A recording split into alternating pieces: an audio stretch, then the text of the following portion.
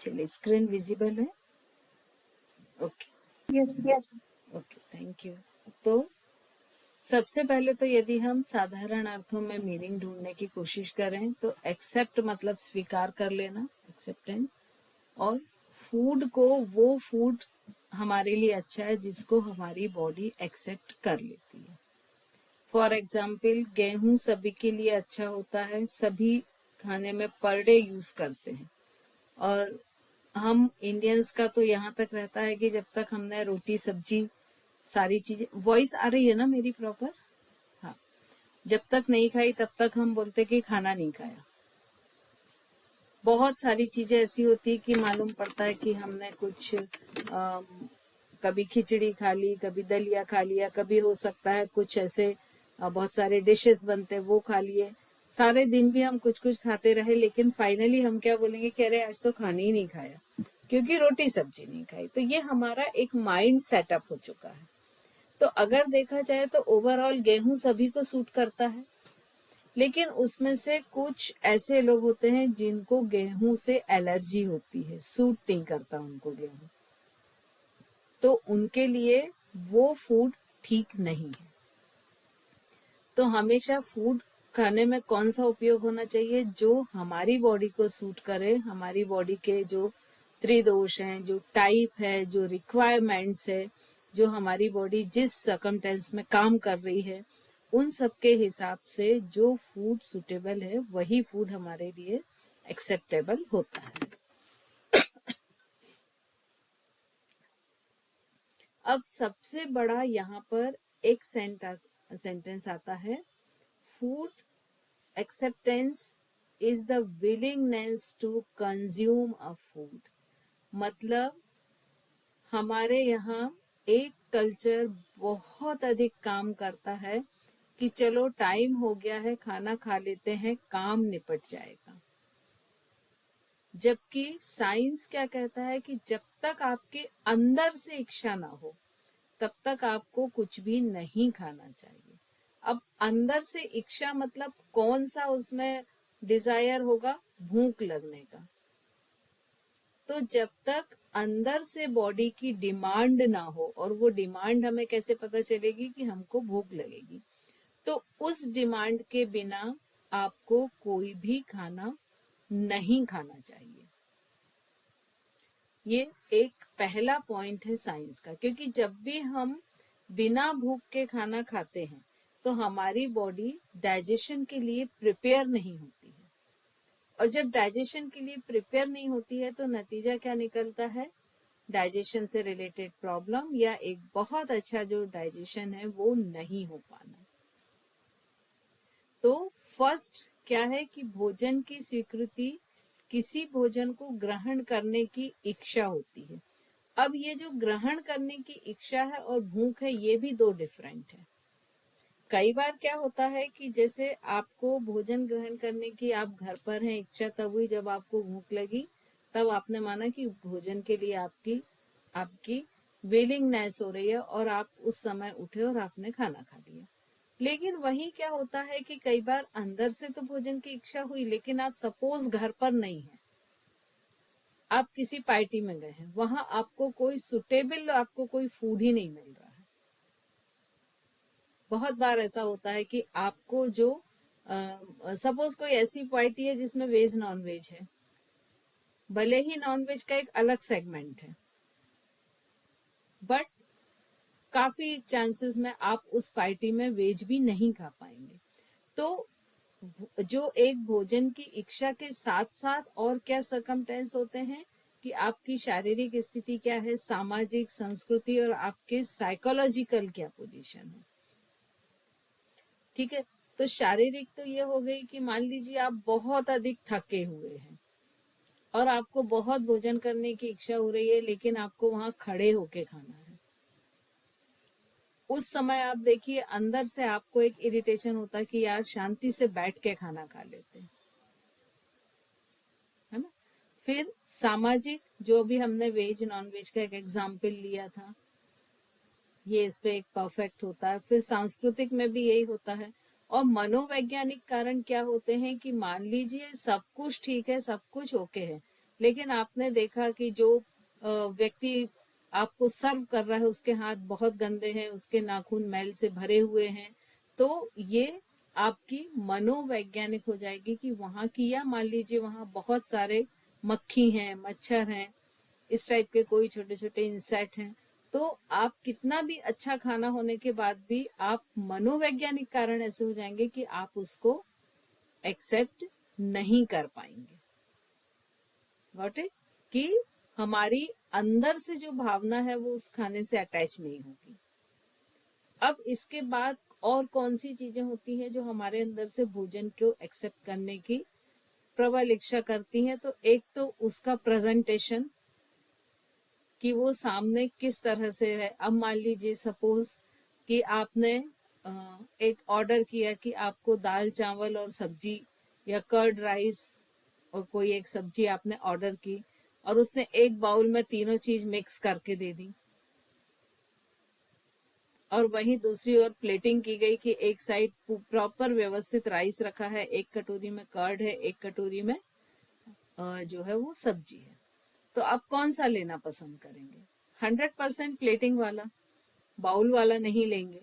तो जो खाने की प्रेजेंटेशन है उस पर आपके माइंड में साइकोलॉजिकल इफेक्ट पड़ता है।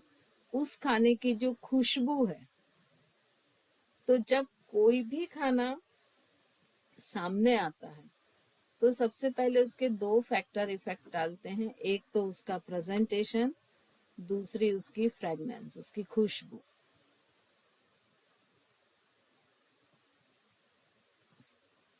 फिर उसके बाद उसकी उसका टेक्सचर कैसा है, बनावट कैसी है, वो क्लीन है कि नहीं, इन सारी चीजों पर भी आपका 100% ध्यान जाएगा।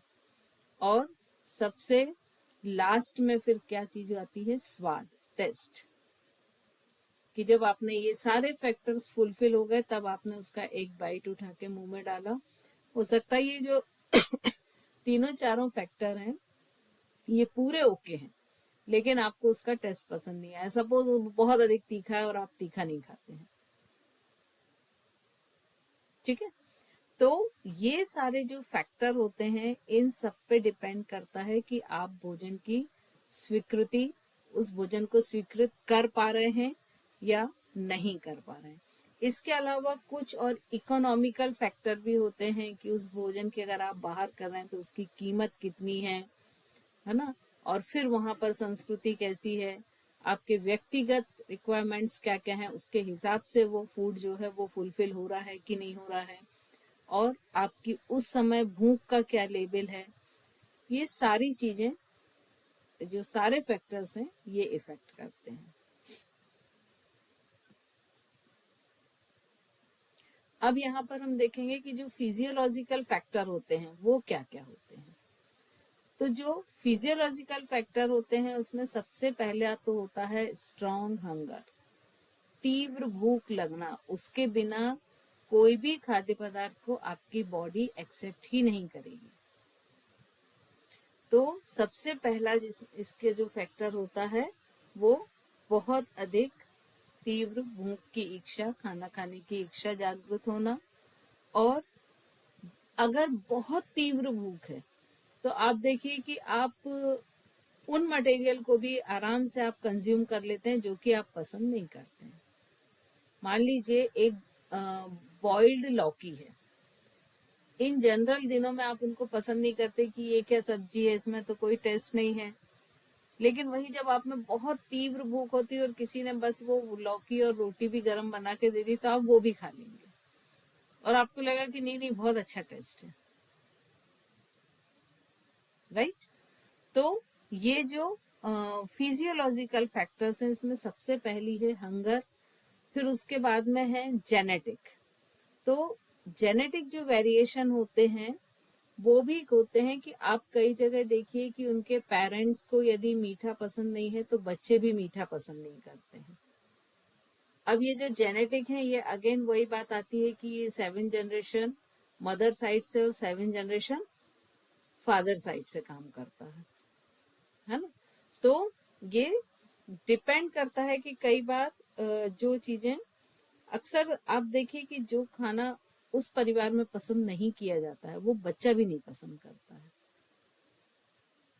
फॉर एग्जाम्पल दूध, सब लोगों को कंप्लेंट होती है ना दूध नहीं पीता। तो ऐसे बहुत सारे जेनेटिक रीजन होते हैं कि वो उस टेस्ट के लिए, कोई सर्टेन टेस्ट के लिए सेंसिटिव होते हैं और वो टेस्ट जो है वो कंज्यूम नहीं कर पाते हैं। फिर उनकी फिजिकल स्टेट, कि वो जो फूड को कंज्यूम कर रहा है उसकी फिजिकल स्टेट क्या है, मतलब उसकी एज कितनी है, उसका मेल है या फीमेल है, फिर उसके बाद में उसके जो ओवरऑल उसकी जो फिजिकल पोजीशन है वो कैसी है। ऐसा तो नहीं कि उसको डायबिटीज है या हाइपरटेंशन है। और उस समय जब वो भूख उसको लग रही है तो उस समय उसकी मनोवैज्ञानिक स्थिति भी कैसी है। अक्सर ये जो साइकोलॉजिकल स्टेट है ना, ये अक्सर बच्चों में देखने को मिलता है कि जब उनको बहुत जोर से भूख लगती है तो उनको समझ ही नहीं आता कि मुझे भूख लग रही है और इसके कारण मैं इरिटेट हो रहा हूँ। वो सिर्फ रोना और इरिटेट होना और इरिटेट करना शुरू कर देते हैं। और तब माँ समझती है और फिर माँ बोलती कि भाई इस खाना खा लो, इसको भूख लगी इसलिए ये परेशान हो रहा है। ये सिचुएशन बहुत लोगों ने फेस की होगी। तो ये सारी जो चीजें हैं ये एक्सेप्टेंस को इफेक्टेड करती हैं। और ये जो खासकर कोई डिजीज है उसकी फिजिकल, जैसे मान लीजिए आप कोई ओल्ड एज में है और उसको आप बहुत हार्ड च्यूइंग वाला खाना दे दोगे, जैसे मान लीजिए एकदम कच्चा अमरूद दे दिया या कुछ ऐसे फूड दे दिए जो बहुत हार्ड हैं, तो वो भले ही बहुत अच्छे हो, सब कुछ हो, बट उसके लिए वो एक्सेप्टेबल नहीं होंगे। तो अब आपको उसका फॉर्म चेंज करके देना पड़ेगा, है ना। कि आप या तो उसको, जैसे मान लीजिए भी हमने कच्चे अमरूद का एक एग्जाम्पल लिया, तो आप उसको भून के उसको पीस दें। तो इस तरह से आपको फॉर्म चेंज करके उनको देना पड़ेगा। तो हमें ये देखना बहुत जरूरी है कि जो खाना खाने वाला है उसकी फिजिकल एबिलिटी क्या है। अब यहाँ पर ये जो फिगर दिया है इसमें देखिए एक्सेप्टेंस के लिए क्या क्या दिए हैं। ये एक चैन होती है। एक तो क्या फूड वहां पर प्रोडक्ट हो रहे हैं, क्या फूड मिल रहे हैं। अब सपोज हम यहाँ पर बैठे हुए, हमारे यहाँ गेहूं चावल ये सारी चीजें इजीली मिलती हैं। अब हम कोई ऐसा फूड रिक्वायरमेंट हमारी करें या हम चाहें जो यहाँ अवेलेबल ही नहीं है, तो वो मुश्किल है। तो जो फूड प्रोडक्शन होता है वही फूड हमारी बॉडी एक्सेप्ट करती है। और कई बार हम जो बहुत ऐसा अननोन फूड खा लेते हैं तो वो कई बार हमारी बॉडी के लिए हार्मफुल हो जाता है या बॉडी उसको एक्सेप्ट नहीं करती, कोई नया फूड। फिर उसका मार्केट कंडीशन क्या है, मतलब वो अवेलेबल है कि नहीं है जो खाना चाहते हैं। और वहाँ के सोशल सर्कमटेंस क्या है, मतलब अगर यहाँ बहुत ठंड पड़ रही है और आप बहुत ठंडी ठंडी चीजें खाते जाएंगे तो 100% आप बीमार पड़ेंगे। तो जो ठंडी जगह होती है वहां पर ज्यादातर किस तरह के फूड काम करते हैं, जो थोड़ी गर्म तासीर के होते हैं। और जहाँ गर्मी होती है वहां पर थोड़े से ठंडी तासीर के। अब इसके बाद जो सेंसरी एवोल्यूशंस होता है वो बहुत जरूरी होता है। कि अगर कोई भी फूड है तो सबसे जो फर्स्ट उसका है वो स्ट्रक्चर, उसके लिमिटेशन पड़ता है। जैसे कोई भी फूड आपके सामने आया तो जो उसका फर्स्ट इम्प्रेशन पड़ेगा वो क्या करेगा, उसका कलर कैसा है, उसका टेक्सचर कैसा है। और उसके बाद उसकी, जब आप हल्का सा उठा के टेस्ट करोगे तो उसका टेस्ट कैसा है। फिर आप ये देखोगे कि उसकी जो एनालिसिस है, मतलब अगर वो जंक फूड है तो आप उसको 100% उसको थोड़ी सी उसकी क्वांटिटी कम करना चाहेंगे। यदि वो हेल्दी फूड है तो आप उसकी सफिशिएंट क्वांटिटी लेना चाहेंगे। तो ऐसे बहुत सारे प्रोडक्ट, बहुत सारे फैक्टर्स को पास करके ही वो फूड जो है वो कंज्यूमर के लिए एक्सेप्टेबल होता है। और ज्यादातर ऐसा बोला जाता है कि जैसे हमारे 5 सेंस ऑर्गन्स हैं, ठीक है, वो 5 सेंस ऑर्गन में जितना मैक्सिमम सेंस ऑर्गन उससे इफेक्टेड होते हैं उतना वो फूड ज्यादा चलता है। ये मार्केट का एक कॉन्सेप्ट होता है। तो देखिए, जैसे मान लीजिए कोई फूड हमारे सामने प्लेटिंग में आया तो सबसे पहले तो उसका कलर, टेक्सचर, उसको किस तरह से उस प्लेट में प्रेजेंट किया गया है, उसके आसपास का एटमॉस्फेयर कैसा है, वो सारी चीजें से आपके कान, आपके उसमें से उठने वाली खुशबू से नाक, आंखें, ये सब इन्वॉल्व हो जाएंगे। फिर जब आप उसका बाइट करने के लिए हाथ लगाएंगे तो आपका टच सेंस इन्वॉल्व होगा। और जब आप सॉरी जब आप उसको टेस्ट करने मुंह में डालेंगे तो आपका पांचवा सेंस ऑर्गन उसमें इन्वॉल्व होगा। और जब ये पांचों सेंस ऑर्गन सेटिस्फाई हो जाते हैं तो वो फूड बेस्ट माना जाता है कंज्यूम करने के लिए। अब सेंसरी फैक्टर क्या क्या है कंज्यूम करने के लिए? तो सबसे पहले तो अपीयरेंस, कि जो भोजन हमारे सामने प्रस्तुत किया गया वो उसकी प्रेजेंटेशन कैसी है। अगर वो बहुत अच्छी है प्रेजेंटेशन तो इट इज वेरी गुड और हम उसको एक्सेप्टेबल करने के फर्स्ट स्टेप पर आ जाएंगे। फिर उसके बाद उसका टेस्ट, एरोमा, उसकी खुशबू कैसी है, उसका टेस्ट कैसा है। यहाँ अभी जो हम पांचों सेंसरी ऑर्गन्स को जोड़ रहे थे यहाँ पर सेम वही चीज है। फिर उसका टेक्सचर कैसा है, कि जैसे आपने उसका बाइट मुंह में डाला तो आपको किस टाइप का फ्लेवर लगा, मतलब वो बहुत क्रीमी है या क्रिस्पी है या बहुत हार्ड है या बहुत सॉफ्ट है। तो ये सारी चीजें सेंसरी फैक्टर्स में आती हैं और ये एक्सेप्टेंस के लिए फैक्टर होती हैं कि वो खाना आप कंज्यूम करेंगे या नहीं करेंगे। फिर social, culture and psychological factor. तो अब यहाँ पर जो सोशल कल्चर है वो कैसे हैं, फेमिलियर हैं जिनसे आप बहुत, जिन खाद्यों को लगातार खाते हैं तो वो सब खाने के आप अधिक इच्छुक होते हैं।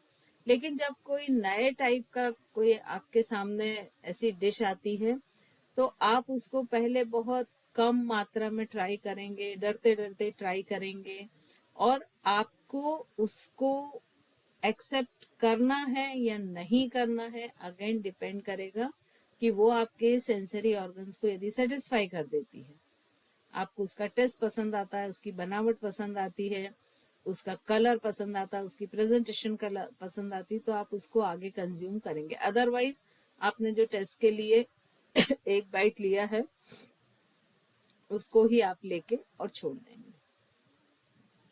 तो यहाँ पर फेमिलियर होना बहुत जरूरी है। फिर उसके बाद में culture and religion is beneficial. तो ये भी बहुत सारे जो रिलीजन्स हैं, जैसे किस तरह का खाद्य पदार्थ वहाँ एक्सेप्टेबल होगा, वहाँ की फिजिकल जो रिक्वायरमेंट्स हैं वो क्या क्या है। अब जैसे सपोज आप समुद्र के पास चले जाइए तो वहां पर सी फूड बहुत ज्यादा चलता है और कई जगह तो सी फूड को भी वेजिटेरियन के उसमें ही रखा जाता है। तो ये डिपेंड करता है कि किसी भी जगह का कल्चर क्या है, वहां पर क्या क्या जो रिचुअल्स हैं वो हैं, उन दोनों पे डिपेंड होके भी वहां के फूड के एक्सेप्टेंस का निर्धारण या डिटर्मिनेशन होता है। फिर प्राइस और कन्वीनियंस की एक आप इकोनॉमी भी देखेंगे कि आपके उस प्राइस पर कौन सा खाद्य पदार्थ मिल रहा है जो आपके लिए अफोर्डेबल है और कितनी सुविधाजनक तरीके से मिल रहा है। अब अगर आप याद करो तो कुछ लगभग 10-15 साल पहले ही अगर हम नारियल पानी लें तो सिर्फ साउथ में ही मिलता था, हमको कहीं दिखता नहीं था। हम अगर साउथ जाते थे तो वो ग्रीन नारियल जो है उसको कंज्यूम करते थे, अदरवाइज हम नहीं कर सकते थे क्योंकि वो हमारे यहाँ दिखता ही नहीं था। अभी डिफरेंट है कि अभी पूरे इंडिया में आपको कहीं भी मिल जाएगा, बट अगर कुछ समय पहले जाएं तो जो लोकल फ्रूट्स होते थे वो बहुत कम दूसरी जगह मिलते थे। तो यहाँ पर, और अगर मिलते कभी मिलेंगे भी तो वो उसके रेट्स बहुत अधिक, प्राइजेस जो हैं वो हाई रहेंगे। साइकोलॉजिकल फैक्टर, अब इसमें क्या होता है कि कई बार ना जो साइकोलॉजी होती है वो कैसी होती है कि बहुत सारे खाने को ना लेके किसी की अपनी एक धारणाएं बन जाती हैं, कुछ ऐसे परसेप्शंस बन जाते हैं, कुछ ऐसे बिलीव बन जाते हैं। जैसे बहुत से लोगों का बिलीव होता है कि यदि वो नींबू या लेमन जूस लेंगे तो सर्दी हो जाएगी, है ना। तो इस तरह के कुछ फूड्स को लेकर कई लोगों के एक अपने पहले से बिलीव क्रिएट हो जाते हैं, और जब वो बिलीव क्रिएट हो जाते हैं तो यदि वो फूड लेते हैं वो, तो उनकी बॉडी में उसके लिए एक्सेप्टेंस नहीं होता है, और उनकी बॉडी बिल्कुल वैसे ही रिफ्लेक्शन देता है या रिएक्शन देता है जैसा कि उन्होंने सोचा था। कि जैसे सपोज यदि कोई एक व्यक्ति सोचता है कि नहीं, नींबू खाने से तो सर्दी हो जाती है और हम नहीं खाएंगे, और यदि किसी दिन अनजाने में वो खा लेता है, तो आप देखिए उसको सर्दी हो भी जाती है ना। तो यहाँ पर ये जो साइकोलॉजिकल इफेक्ट है, ये बहुत जरूरी है कि फुलफिल हो किसी भी खाने के एक्सेप्टेंस के लिए।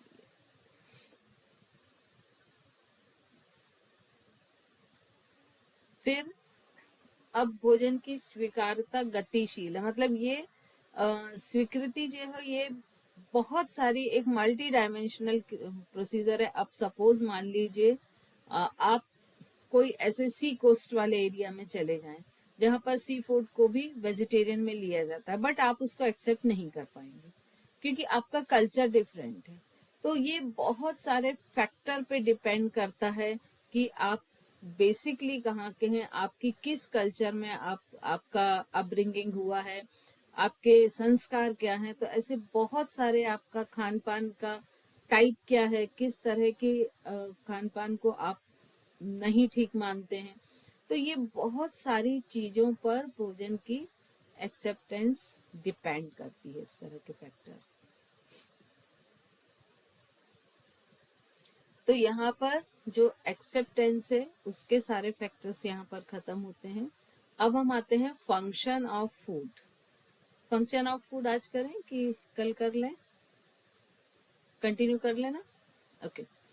तो फंक्शन ऑफ फूड पर हम आते हैं। तो जो फंक्शन ऑफ फूड होते हैं, तो फूड के मोटे तौर पे यदि हम देखें तो तीन ही फंक्शन होते हैं। एक होता है फिजियोलॉजिकल फंक्शन, एक साइकोलॉजिकल फंक्शन और एक सोशल फंक्शन। ये तीन ही फंक्शन होते हैं।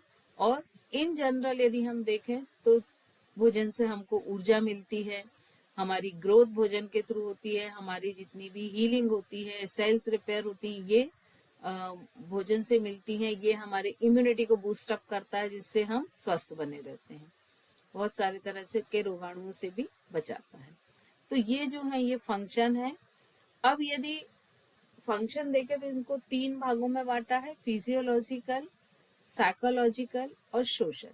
तो जो फिजियोलॉजिकल हैं वो तो बहुत सारे हो जाते हैं, उन पर हम बाद में चर्चा करेंगे। यहाँ पर फिजियोलॉजिकल को फिर से डिवाइड किया है। तो एक कौन से फूड हैं जो हमें एनर्जी देते हैं, एक वो है जो हमारी बॉडी को बिल्डअप करते हैं, उसको रिपेयर करते हैं, उसको ग्रोथ देते हैं, सारी चीजें।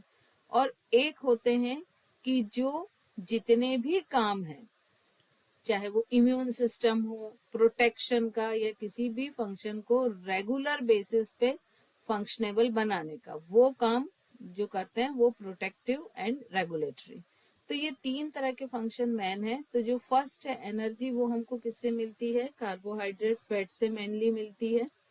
सेकंड है बॉडी बिल्डिंग, बॉडी बिल्डिंग का काम प्रोटीन का होता है। थर्ड है प्रोटेक्टिव एंड रेगुलेटरी, तो ये विटामिन और मिनरल्स जो होते हैं वो इस काम में सपोर्ट देते हैं। अब यहाँ पर जो फिजियोलॉजिकल फंक्शन है, तो जो फिजियोलॉजिकल फंक्शन में क्या क्या होगा फूड का फंक्शन, ये बॉडी की को बिल्डअप करता है, ग्रोथ देता है, हील अप करता है, एनर्जी देता है।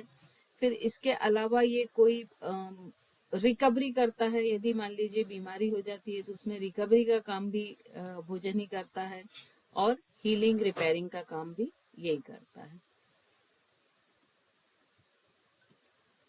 अब साइकोलॉजी फंक्शन क्या क्या हो गए, तो जो साइकोलॉजी फंक्शन है, ये सबसे पहले तो खाना जो है हमको एक कंफर्ट जोन देता है।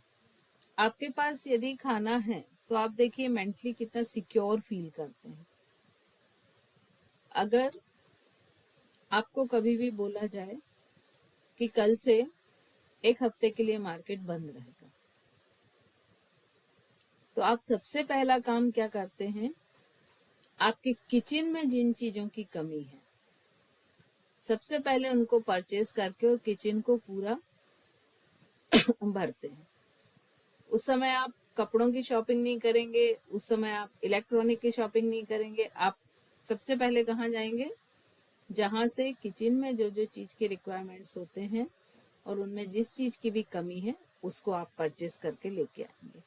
तो ये जो फूड है ये हमें कंफर्ट देता है, सिक्योरिटी देता है, लव एंड अटेंशन। ये कैसे देगा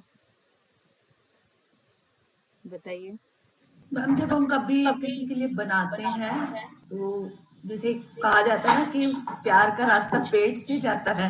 बिल्कुल, मतलब वो एक कहावत है ना कि मेरी माँ ही सबसे अच्छा बनाती है, तो उसमें मेरी माँ क्या स्पेशल डाल देती है, अपना प्यार, है ना।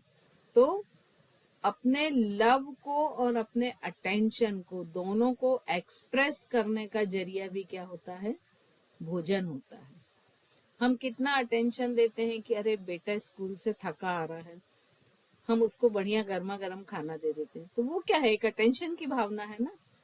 या हस्बैंड बाहर से थके हुए आ रहे हैं, तो ये जो चारों साइकोलॉजिकल इमोशंस को फुलफिल करता है वो खाने से ही सबसे पहले होती हैं, कंफर्ट, सिक्योरिटी, लव और अटेंशन। फिर आता है sharing of food among friends. अब ये देखिए, अगर अ, अभी तो बहुत सारी चीजें, कल्चर बहुत चेंज हो गया है। अदरवाइज पहले स्कूलों में ये एक पैटर्न होता था कि अपने टिफिन को शेयर करके खाओ, चीजों को शेयर करो। अभी टोटल डिफरेंट है, बट ये जो शेयरिंग है ये सबसे पहले तो आपके अंदर मैं की भावना को कम करती है, आपके ईगो को कम करती है। दूसरा, आपको देने की, सेक्रीफाइस करने की आदत को डालती है।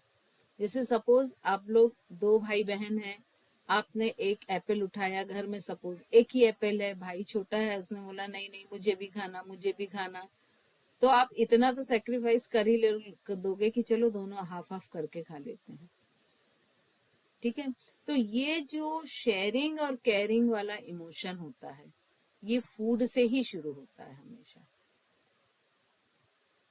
अब जब माँ अपने हाथ से किसी बच्चे को खाना खिलाती है, छोटे बच्चे अक्सर देखना जिद करेंगे कि माँ आपके ही हाथ से खाएंगे खाना। उसमें क्या एक्स्ट्रा हो जाता है, बस उसकी शेयरिंग, उसकी जो केयरिंग है, लव और केयरिंग, दो इमोशन उस खाने में जुड़ जाते हैं। जब हम अपने हाथ से खाना खाते हैं और जब माँ खिलाती है तो दोनों में अंतर सिर्फ यही हो जाता है। अच्छा, और एक चीज भी देखिएगा, कभी किसी को कोई जबरदस्ती खाना खिलाने बोले, है ना, कई बार ऐसा होता है कि हम एक ऐसे सोशल गैदरिंग में है कि मजबूरी में खाना पड़ता है, लेकिन आपको मुंह में बाइट डालते ही समझ में आ जाता है कि सामने वाले ने मन से खिलाया है कि नहीं खिलाया, है ना। आपको तुरंत वो चीज क्लिक हो जाती है। हाँ, जिसका भी माइक अनम्यूट है प्लीज म्यूट कर लें उसको। तो ये जो शेयरिंग और केयरिंग की इमोशन से, ये कहाँ से, खाने से ही शुरू होते हैं। फिर फ्रेंडली गेट टुगेदर, बहुत सारे, जब हम गेट टुगेदर में जाते हैं तो हम बहुत सारे, जैसे सपोज हमारे कोई रिलेटिव मुंबई में रहते हैं, हम दिल्ली में हैं, तो जब हम मुंबई उन रिलेटिव के यहाँ गए तो उनका जो फूड है वो साउथ कल्चर का होगा, तो हमारे सामने बहुत सारे नए तरह के फूड जो होते हैं वो इंट्रोड्यूस होते हैं और फिर हम उनको धीरे धीरे कंज्यूम करना सीखते हैं। अदरवाइज हर जगह की जो ट्रेडिशनल होती है वो तो बहुत लिमिटेड होती हैं, लेकिन उनका एरिया ब्रॉड कैसे बनता है, जब बाकी की जो रेसिपीज होती हैं वो उसमें आ जाती हैं। आप अपने आप को ही सोचिए, आपने शुरू में क्या ट्रेडिशनल रेसिपीज आपके पास थी, और आप फ्रेंड्स के घर, मान लीजिए आप लोकल में भी किसी फ्रेंड के घर जाते हैं जो कि अलग अलग रिलीजन है, उसका कल्चर अलग है, तो आप उसके यहाँ से भी कुछ ना कुछ नया सीखते हैं, है ना। जो आज हम बहुत इजीली डोसा, इडली ये सब कंज्यूम करते हैं, तो क्या ये हमारा कल्चर था? नहीं, ये हमने साउथ में जाके सीखा, वैसे ही साउथ वालों ने नॉर्थ से सीखा। तो ये नया खाना इंट्रोड्यूस होता है जब हम कोई भी फैमिली या फ्रेंड या किसी से भी मिलते हैं। अब ये जो फूड है ये बहुत जगह एसोसिएट करता है आपके इमोशन से। जैसे आप देखिए कोई भी अचीवमेंट होता है तो लोग यही बोलते हैं मीठा खिलाओ, कोई ये नहीं बोलता कि नमकीन खिलाओ। आप साथ में भले ही ले जाएं उसको, लेकिन डिमांड किसकी होती है? मीठा खिलाओ। कैडबरी का तो एग्जाम्पल ही है, कुछ मीठा हो जाए। तो ये हमेशा हमारे आनंद का, हमारे एंजॉय का, हमारे हैप्पीनेस का सिंबल होता है एक। और वही खाना पनिशमेंट भी होता है। अब किसी को हाई बीपी है और डॉक्टर ने प्रिस्क्राइब किया कि बिना नमक का खाना खाना है, तो मे बी पॉसिबल वो उसके लिए पनिशमेंट हो सकता है। या कई बार मम्मी बहुत गुस्सा है तो बच्चे के पसंद की सब्जी नहीं बनी है और वो बोली नहीं अब आज तो यही खानी पड़ेगी, तो खाना जो है वो पनिशमेंट के फॉर्म में भी हो सकता है। तो वो रिवॉर्ड भी हो सकता है कि बच्चा आज बहुत एक मेडल जीत के लाया है, बताओ तुम्हारे पूरे पसंद की चीजें बनाते हैं। या बाहर कहीं रहता है, मान लीजिए बच्चे घर आते हैं तो सारी वही मेन्यू बनता है कि जो उनके पसंद का हो। तो जो फूड है वो रिवॉर्ड और पनिशमेंट दोनों तरह से हो सकता है। अब सोशल फंक्शन इसका क्या है? सबसे पहले तो ये है कि एक साथ बैठ के खाने की जो भावना होती है, तो एक इमोशन होता है, एक साथ आप बैठते हैं तो बहुत सारी चीजें ट्रांसफर होती हैं एक दूसरे में। क्योंकि आप बैठते हैं और तुरंत से खाना नहीं आ जाता है, आपको कम से कम आधा घंटा उस जगह बैठना पड़ता है।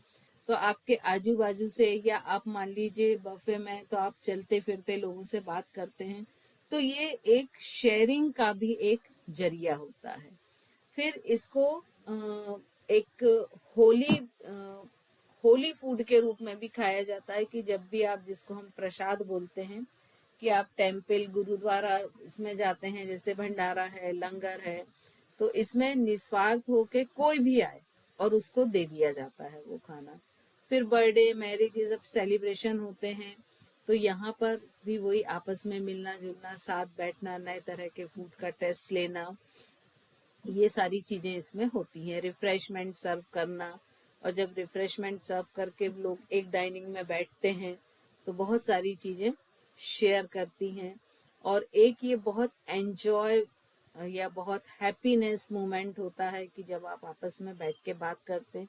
कई बार ऐसा होता है कि जो आपके काम आपको समझ नहीं आ रहे होते कि उसको कैसे सॉल्व करें, कैसे करें, वहां उसका चुटकियों में हल मिल जाता है कि कोई अचानक परिचित मिलता है, बोलता है अरे ठीक है ना, ये तो मेरा ये व्यक्ति परिचित है, मैं करवा दूंगा।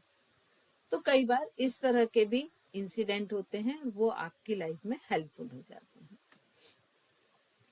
अब जो भोजन का मेन कार्य है वो क्या है कि एनर्जी को प्रोवाइड करना, कंप्लीट बॉडी को एनर्जी प्रोवाइड करने के साथ साथ ये क्या करता है कि जितनी भी बॉडी में डैमेज हुई है, टूट फूट हुई है, उसको रिपेयर करता है, कंप्लीट बॉडी को हिल अप करता है, सेल्स को रिपेयर करता है, और सेल्स को एक हेल्दी बनाए रखने में जो एक महत्वपूर्ण अंग है सेल, उसको ये कंप्लीटली हेल्दी बनाए रखने की कोशिश करता है।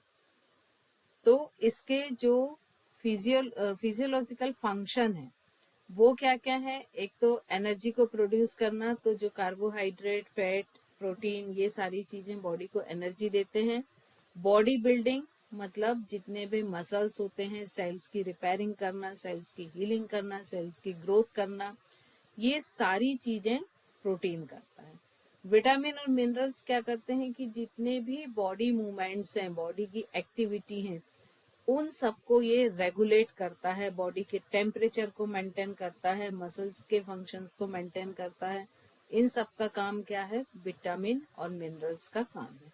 और साथ में ये चूंकि इम्यूनिटी सिस्टम को बूस्टअप करते हैं, तो ये बॉडी को इन्फेक्शन और डिजीज से बचाते हैं और हेल्दी रखते हैं। अब इसमें जो एनर्जी प्रोडक्शंस हैं वो कैसे होते हैं? तो जो एनर्जी प्रोडक्शन है, इसको इस पीपीटी में तो बहुत ही डिटेल में है, हम थोड़ा शॉर्ट में लेंगे। एनर्जी प्रोडक्शन कहाँ होता है बताएं, हम ये पढ़ चुके हैं। इंटरेस्ट सेल के मैम सेल के अंदर, सेल के सेलुलर अंदर जो माइटोकॉन्ड्रिया होता है सेलुलर वहां पर, रेस्पिरेशन। हाँ वहां पर जो एनर्जी है उसका प्रोडक्शन होता है। अब ये एनर्जी प्रोडक्शन में हेल्पफुल क्या क्या होते हैं, जैसे शुगर है जिसको ग्लूकोज भी बोलते हैं, एमिनो एसिड्स हैं, फैटी एसिड्स हैं, तो ये सारे जो हैं ये मतलब कार्ब्स, प्रोटीन और फैट। तो कार्ब्स का कौन सा फॉर्म एनर्जी को करता है, ग्लूकोज या शुगर। प्रोटीन का एमिनो एसिड्स जो बनते हैं, जिसमें एमिनो एसिड्स में कौन कौन से होते हैं, पेप्सिन, ट्रिप्सिन और पेप्टिडेट्स।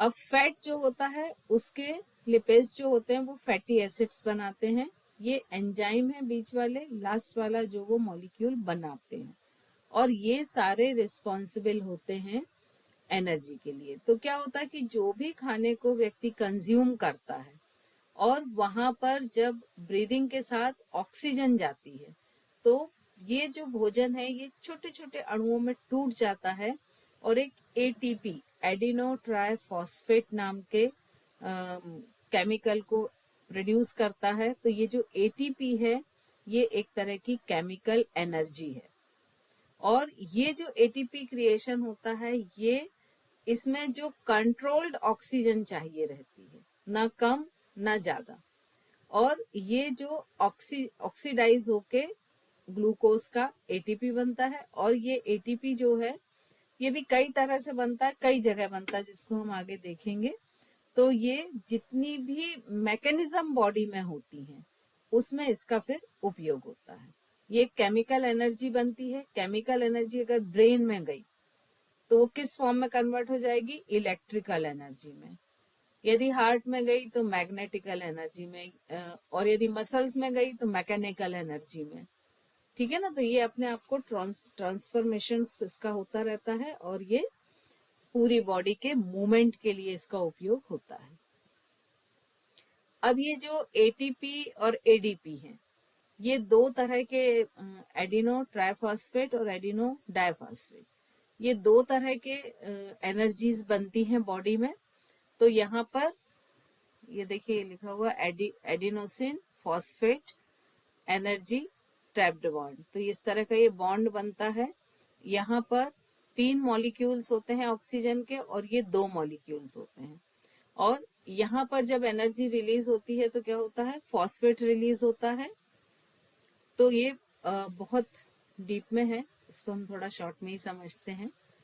और ये जो पूरी प्रोसेस होती है ये किस में होती है, माइटोकॉन्ड्रिया में। और किस प्रोसेस में होती है, सबसे पहले जो सेल है वो क्या प्रोड्यूस करेगी, एटीपी, वो अपनी माइटोकॉन्ड्रिया में।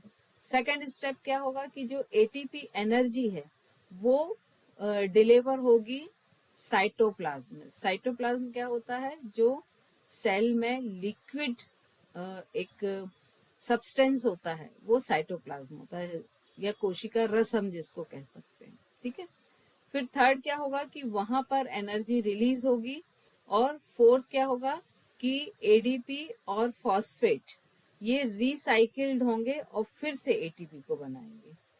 तो ये एक प्रोसेस है, ये आप बस समझ लीजिए, इसको लिखने की या उसकी कोशिश मत करिए क्योंकि ये एग्जाम पॉइंट ऑफ व्यू से उतनी इम्पोर्टेंट नहीं है। अब ये जो पूरी एटीपी का जो संश्लेषण होता है, सिंथेसाइजेस ऑफ एटीपी, ये पूरा किसमें होता है, माइटोकॉन्ड्रिया में।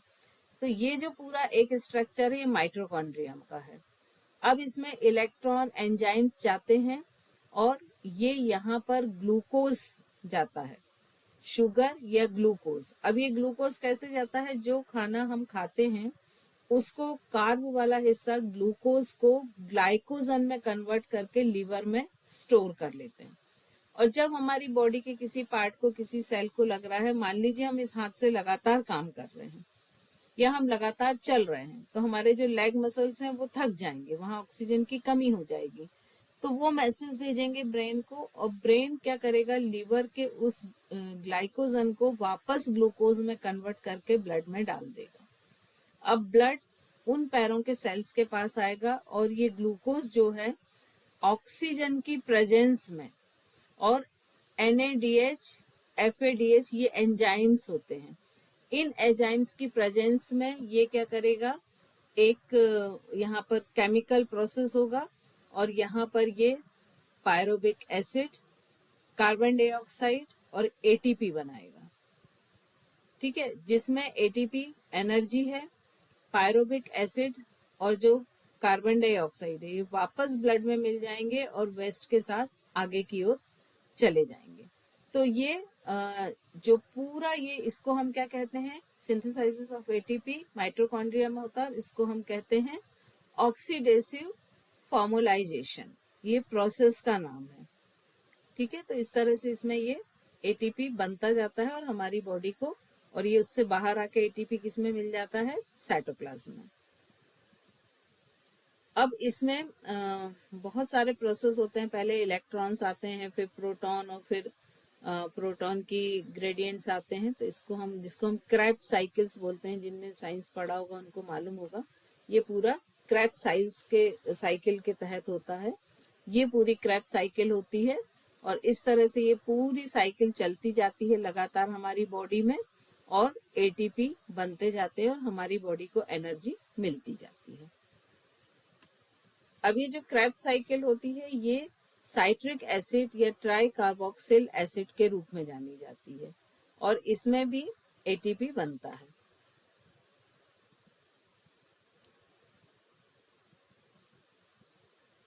अब ये जो ह्यूमन लाइफ को एनर्जी की क्यों जरूरत है, उसको जो केमिकल एनर्जी मिल रही है वो किससे मिल रही है, कार्बोहाइड्रेट, फैट और अदर चीजों से।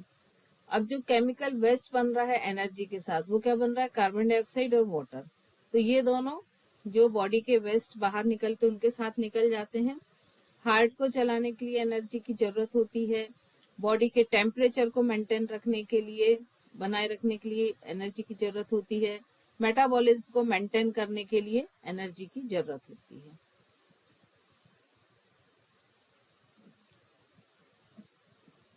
अब यहाँ पर ये प्रोसेस दी गई है कि जब हम इनहेल करते हैं ऑक्सीजन को तो वो ब्लड में जाती है।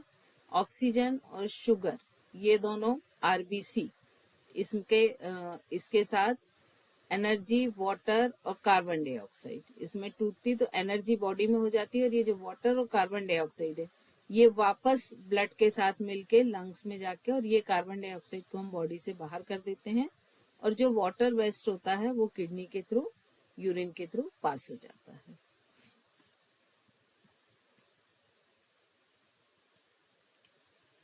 इसमें जो ये थोड़ा सा इसको समझ सकते हैं कि सबसे पहले क्या होता है कि जो भी हमने खाना खाया वो बहुत छोटे छोटे पार्टिकल में हम तोड़ते हैं, जिससे कि वो एक सिंपल ग्लूकोज बन जाते हैं, सिंपल शुगर फॉर्म बन जाते हैं, और फिर ये जो ब्लड में जाते हैं और ब्लड के थ्रू सेल्स में जाते हैं, और अगर एक्स्ट्रा ग्लूकोज होता है तो वो लीवर में जो है स्टोर हो जाता है। फिर दूसरे में क्या होता है कि जब ये ब्लड के थ्रू सेल में जाता है शुगर, तो वहां की ये माइटोकॉन्ड्रिया में जाता है और ऑक्सीजन के साथ ये केमिकल प्रोसेस करके और वहां पर ATP बनाता है, और ये ATP ये एरोबिक फॉर्मेशन में बनता है।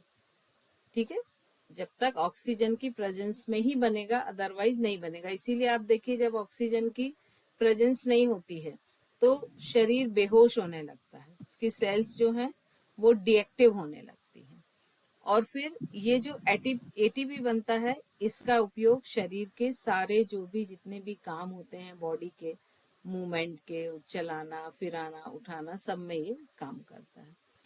अब बॉडी में जो एनर्जी है उसका यूज कहाँ कहाँ होता है, ब्रेन में 22%, आई, ईयर, हार्ट में 9%, लिवर में 21%, किडनी में 8%, एडिपोज में 4, मसल्स में 22, immune, nerve, bowel, pancreas, ear, eyes, इन सब में लगभग 16% होता है। तो इस तरह से पूरी बॉडी इस एनर्जी को यूज करती है। अब एक इन जनरल प्रोसेस क्या होती है कि जैसे आपने ये देखा होगा कि यदि मान लीजिए आपको चलने को बोल दिया जाए और आप लगातार चल रहे हैं तो क्या होगा, मान लीजिए आपकी कैपेसिटी 1 किलोमीटर की है। 1 किलोमीटर के बाद क्या होगा, आपके काफ मसल में फटिगनेस आएगी, पैर दुखने लगेंगे, यस, और वो पैर दर्द, वो फटीगनेस से आप क्या कैलकुलेट करेंगे कि अब हमको रुक जाना चाहिए। ठीक है, यदि वो फटीगनेस नहीं आए तो आप रुकोगे क्या? नहीं रुकोगे। अब वहां पर क्या प्रोसीजर होती है कि जब भी ये जो ग्लूकोज है ये मसल्स सेल के माइटोकॉन्ड्रिया में जाता है, वहां पर 3 मॉलिक्यूल्स, ठीक है, ये 3 मॉलिक्यूल्स हैं, 6 डिवाइडेड टू 3 मॉलिक्यूल्स। तो ऑक्सीजन के 3 मॉलिक्यूल्स को लेता है, इन दोनों में रिएक्शन होता है, कार्बन डाइऑक्साइड बनती है, पानी बनता है और यहाँ पर एनर्जी क्रिएट होती है। और साथ ही इसमें एक बाय प्रोडक्ट बनता है पायरुविक एसिड, जो भी ब्लड के साथ, वेस्ट के साथ निकल जाता है इजी फॉर्म में। लेकिन जब आप लगातार चल रहे हैं, मतलब ऑक्सीजन का वहां पर बर्निंग ज्यादा हो गई है ना, किसी मसल्स को आप ज्यादा यूज करोगे तो वहां पर ज्यादा ग्लूकोज चाहिए, ज्यादा ऑक्सीजन चाहिए। तब क्या होता है कि धीरे धीरे ये ग्लूकोज के साथ जो ऑक्सीजन के 3 मॉलिक्यूल्स हैं ये कम मिलने लगते हैं, 2 मिलने लगते हैं या 1 मिलने लगता है। तो ऑक्सीजन की एब्सेंस में ये जो ग्लूकोज है किस में कन्वर्ट हो जाता है? लैक्टिक एसिड में, और एनर्जी के केवल ये 2 मॉलिक्यूल को रिलीज करता है। तो जो ये लैक्टिक एसिड है ये ही रिस्पॉन्सिबल होता है मसल्स में फटिगनेस लाने के लिए। तो अभी इस पर बहुत सारे एक्सपेरिमेंट चल रहे हैं, और प्रेजेंट में जो एक रिजल्ट आया वो ये है कि अगर मान लीजिए आप आधे घंटे तक बहुत सारे तरह की चीजें फिजिकल एक्सरसाइज करते हैं, मान लो आप वॉक करते हैं, जिम करते हैं, एरोबिक करते हैं, आप कोई स्पोर्ट्स खेलते हैं, आप योग करते हैं, तो योग ही मात्र एक ऐसी विधा पाई गई है कि जिसमें बॉडी में आधे घंटे एक्सरसाइज करने के बाद लैक्टिक एसिड का लेवल ब्लड में कम हो जाता है। बाकी रेस्ट जितने भी एक्सरसाइज हैं, टाइप ऑफ बॉडी मूवमेंट्स हैं, उनमें लैक्टिक एसिड का लेवल बढ़ जाता है, और ये जो लैक्टिक एसिड होता है ये हमारी बॉडी के लिए हार्मफुल होता है। तो ये अभी रिसेंट रिसर्च है। नॉर्मल जब ऑक्सीजन रहती है तो ये इस तरह से पायरुविक एसिड बनता है, लैक्टिक एसिड नहीं बनता है, और इसके ऑक्सीडेटिव होने से एटीपी बनता है। वहीं पर जब हाइपोक्सिया मतलब ऑक्सीजन की कमी हो जाती है, तब क्या होता है कि ये जो पायरुविक एसिड की जगह ये लैक्टिक एसिड बनता है और ये ब्लड में रिलीज होता है, और एटीपी के जो मॉलिक्यूल्स हैं या एनर्जी है वो कम बनती है। तो इस तरह से देखें तो ये 3 तरह के पाथ होते हैं एनर्जी बनने के। फर्स्ट में पायरुविक एसिड बनता है और कुछ लैक्टिक एसिड बनता है, 2 एटीपी ही रिलीज होते हैं। दूसरे में जब कम ऑक्सीजन होती है तो pyruvic acid, carbon dioxide, ethyl alcohol और 2 एटीपी। तब वहीं पर जब माइटोकॉन्ड्रिया में होती है ये प्रोसेस, तो जहां पर ऑक्सीजन बहुत सफिशिएंट है, तो वहां पर सिर्फ कार्बन डाइऑक्साइड, वाटर और 36 एटीपी, मतलब एनर्जी जो है वो हाई रेट पर मिलती है जब ऑक्सीजन बहुत सफिशिएंट है। ये वही प्रोसेस है। अब इसको हम थोड़ा शॉर्ट में कर देते हैं। अब बॉडी बिल्डिंग पे आते हैं। तो बॉडी बिल्डिंग में क्या क्या है? बॉडी बिल्डिंग मतलब पूरी जितनी भी मसल्स हैं, जितनी भी सेल्स हैं, उनको, उनकी ग्रोथ करना, उनको रिपेयरिंग करना, उनको हीलिंग करना। तो उसके लिए कौन कौन रिस्पॉन्सिबल होता है? प्रोटीन रिस्पॉन्सिबल होता है। तो प्रोटीन रिच जो फूड होते हैं वो क्या क्या होते हैं? जैसे एग, चिकन, मतलब जो नॉन वेज होते हैं उनमें तो होता ही है, लेकिन साथ में सोयाबीन और किनोआ सीड्स, मिल्क, चीज और आलमंड, इन सारी चीज में, ऑयस्टर ये भी नॉन वेज है क्योंकि, तो आलमंड, ये इन सारी चीजों में भी अगर हम वेजिटेरियन फॉर्म में देखें। इसके अलावा पल्स है, दालें हैं जितनी भी, खासकर चना, रोस्टेड अगर हम चना ले लें तो उसमें भी बहुत वो प्रोटीन रिच होता है। मूंगफली ले लें, तो ये सारी चीजें हम वेज में प्रोटीन रिच में ले सकते हैं। और ये क्या करते हैं कि चूंकि इसमें एमिनो एसिड्स बनते हैं तो ये नए मसल्स फाइबर को बनाते हैं। किसी भी सेल में कोई टूट फूट हुई है, डैमेज हुई, तो उसको रिपेयर करते हैं। माइटोकॉन्ड्रिया को प्रॉपर करते हैं, उसके फंक्शन को प्रॉपर करते हैं, तो एनर्जी प्रॉपर मिलती है। अब ये जो प्रोटीन युक्त है ये हम देख चुके हैं कि कौन कौन से हैं। फिर विटामिन एंड मिनरल्स, ये आई थिंक अब कर लेते हैं, काफी लंबा हो गया।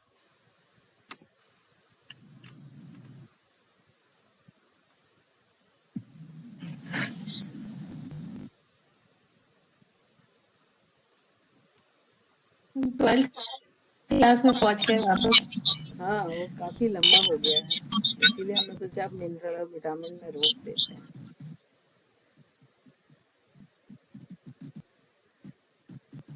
मैम जब आपने बोला साइंस वाले स्टूडेंट्स को पता होगा, प्रीति दीदी के चेहरे पर एकदम चमक आ गई। स्माइल आ गई।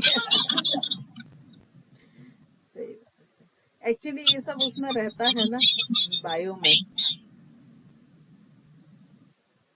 चलिए, तो आई थिंक आप लोग को समझ में आया होगा।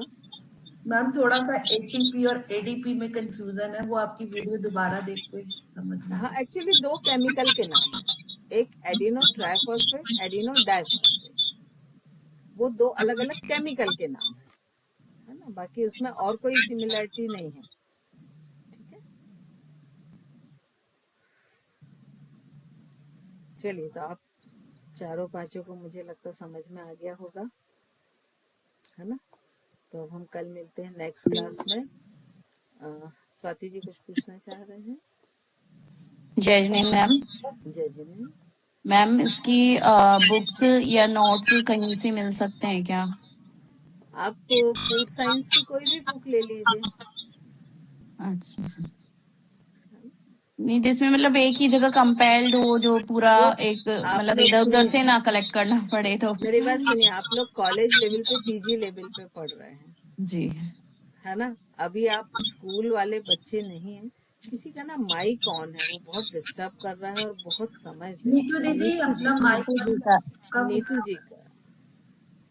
तो अब इस लेवल पर एक सिंगल बुक तो मिलना बहुत मुश्किल है ना। आप लोग ने और भी कोर्स किए होंगे, ग्रेजुएशन किया होगा, और भी किसी फैकल्टी में पीजी किया होगा, तो ऐसे कोई बुक तो कहीं भी नहीं आती कि एक बुक में आपको मिल जाए सारा कुछ, जी बिल्कुल मैम। है ना। तो आपको तलाशना ही पड़ेगा ये।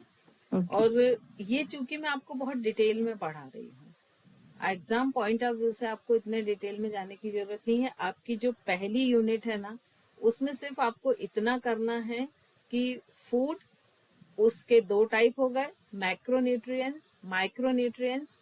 मैक्रो में आ गया कार्बोहाइड्रेट, प्रोटीन, फैट। माइक्रो में आ गया मिनरल्स, विटामिन।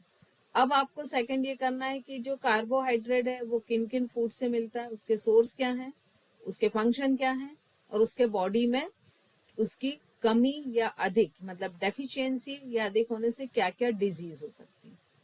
तो बस इन 6 के आपको ये पढ़ना है। इसके अलावा वाटर और डाइटरी फाइबर्स, डाइजेस्टिव फाइबर्स, ये पढ़ने। ठीक है, तो इसके अलावा आपको ये फर्स्ट यूनिट में जितना सारा कुछ दिख रहा ना, वो कुछ भी नहीं पढ़ना। तो आप इतने का एक नोट बना लो, है ना, या एक आंसर ही लिख लो, तो आपका वो एक उस पॉइंट ऑफ व्यू से भी हो जाएगा कि आपको जो एक फाइल बनानी होती है ना, तो उसमें आप इस तरह से लिख सकते हो कि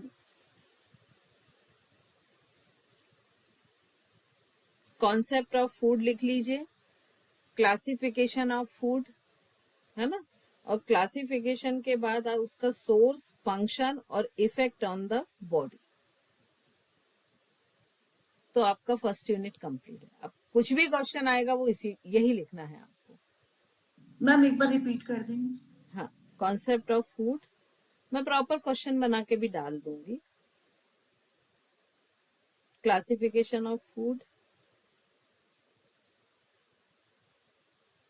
and their source, function and effects on the body.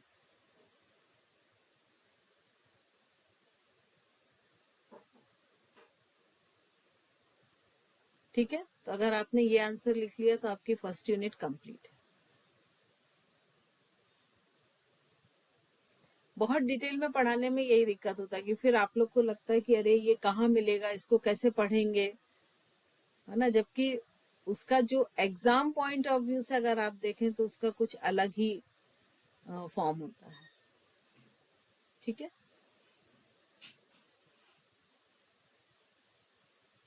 Even इसकी तो आप कुछ बुक भी नहीं लेंगे तो भी चल जाएगा। हाँ स्वाति जी बोले। मैम जो हमने आज ये टॉपिक पढ़ा है, ये तो हमारा फूड एंड न्यूट्रिशन का पार्ट है ना, मेटाबॉलिज्म का? नहीं, ये unit 3 acceptance of food unit 1 में ही है, acceptance of food and function of food. Okay, unit 1 का ही पार्ट है ये। 1 का ही पार्ट चल रहा है ये। मैं इसलिए भी बार बार रिवाइज करने से क्या ना, कुछ चीजें ऑटोमेटिक, जो बेस है वो ऑटोमेटिक आपके माइंड में जम जाएगा कि मैक्रो है, माइक्रो है, मैक्रो में कितने। अब हम बार बार पढ़ रहे हैं कि ये चीज इसमें मिलती है, तो खुद हमको कुछ कुछ चीजें बार बार पढ़ने से भी दिमाग में बैठ जाती हैं। ठीक है, अब इसके बाद भी देखिए ना, जैसे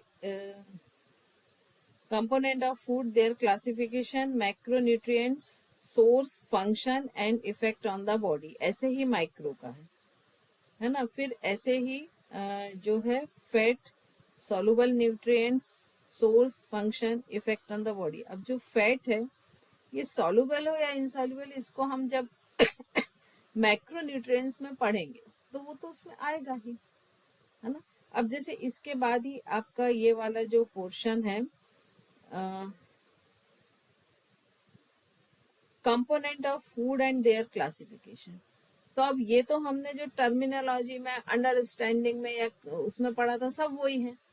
क्लासिफिकेशन ऑफ फूड में आप क्या ही करोगे, मेन तो यही है, बाकी आप और डिफरेंस कर सकते हो। तो सबका बेस आपका वही है कि एक तो फूड क्या है, उसके क्या क्या फंक्शन है, फिर उसके टाइप क्या है, तो मैक्रो और माइक्रो। मैक्रो में क्या है, माइक्रो क्या है, उसके सोर्स क्या है, बॉडी पर इफेक्ट क्या है, और उसके फंक्शन क्या है। ठीक है, तो पूरी यूनिट का जो बोलते हैं ना सार है, वो यही है। और फर्स्ट यूनिट से कुछ भी आया, आपको यही लिखना है।